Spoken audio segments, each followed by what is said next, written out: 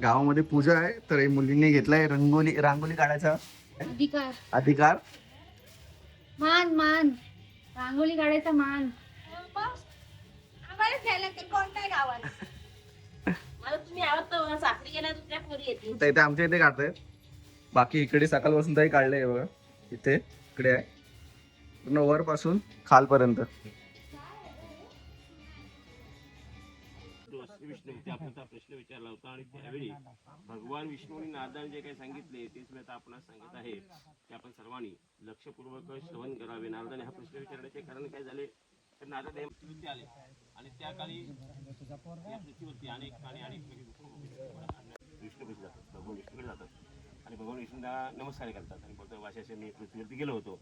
आता येणार जो पुढचा कलियुग आहे, द्वापारयुग, त्रेतायुग, सत्ययुग आणि कलियुग 4 युग. तर मागच्या 3 युगामध्ये अनेक प्रकारचे व्रत होते, बरोबर. तप होतं, 12 असं कोण म्हणतात, नारदमुनी विष्णू म्हणतात. विष्णू काय म्हणतात की अशा प्रकारचं व्रत आहे. कुठला व्रत? तर सत्यांची पूजा.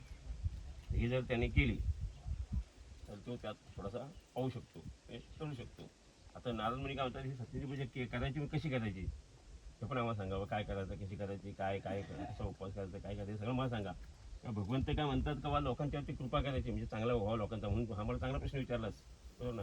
आता कशी पूजा करायची सांगतो. कशी पूजा करायची तर सत्य पूजेला काय वेळेचं बंधन सांगितलेलं नाही, बरोबर ना. तुमच्या मनात येईल तेव्हा तुम्ही पूजा करा. कलियुगासाठी उपयुक्त पूजा, हे कलियुगासाठी काढलेली पूजा. आणि कलियुगात माणसाला वेळ नाही हे भगवंताला माहिती आहे, बरोबर ना. आता तुमच्या कलियुगात काय सांगितलं भगवंतानी, तर कलियुगात तुम्ही सत्याची पूजा करा. कशी करा? तुम्हाला वेळ मिळेल तेव्हा करा. सकाळी करा, दुपारी करा, संध्याकाळी करा, कधी वेळ भेटेल तेव्हा करा, बरोबर ना. रविवारी करा, सोमवारी करा, शनिवारी करा, रविवारी कधी कधी करा. तुम्हाला वेळ असेल तेव्हा तुम्ही पूजा करा. कारण तुम्हाला आता काही माणूस आहे निमित्त आहे कलियुगामध्ये, बघा आम्हाला वेळ नाही पूजा करू शकत. सांगितलं बा पाठी 5 वाजता तुम्ही पूजा करा, तर लोकांना आम्हाला काही वेळ नाही हवा, ते आम्हाला काही जमणार नाही. तुम्ही आपलं कोणातरी करा, नाही सोडून द्या पूजा, बरोबर ना. दुःखरत्न बदल होतील. आम्हाला लोकांना जवळ आणायचं आहे, म्हणून देवाने काय सांगितलं का तुम्ही सत्याची पूजा करा. देवाच्या जवळ यायचं तुम्हाला, त्याच्यासाठी आम्हाला पाहिजे, तुम्हाला नेम नाही. तुम्ही कधी पण पूजा करा, तुम्हाला वेळ भेटेल तेव्हा करा. तुमचा संसार सगळा आठवून तुम्ही पूजा केली तरी चालेल, संध्याकाळी केली तरी पण चालेल. हां, तसं तर काय उपवास असला करायचा, उपवास राहायचा. उपवास असला करायचा आहे तर काम, क्रोध, लोभ, मोह, मत्सर आम्ही वाईट बोलणार नाही. आता पूजा चालू आहे तिकडे. आता चाललोय कुंडीच्या इथे. सर्व मुलं तिकडेच आहेत.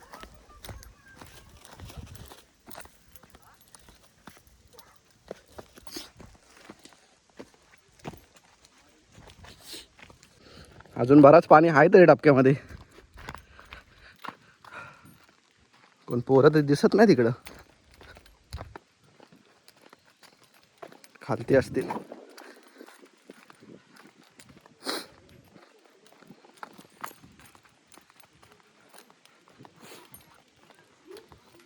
हाव काय रे?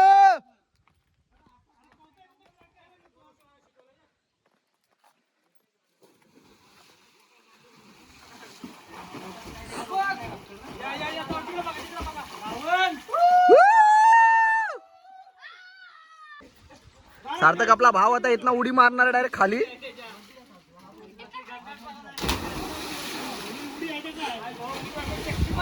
लाट आली लाट.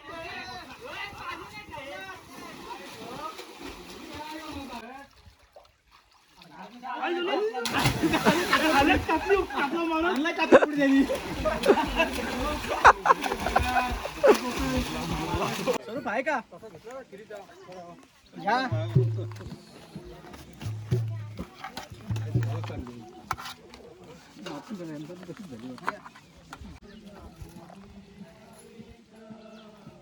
भजन येतं.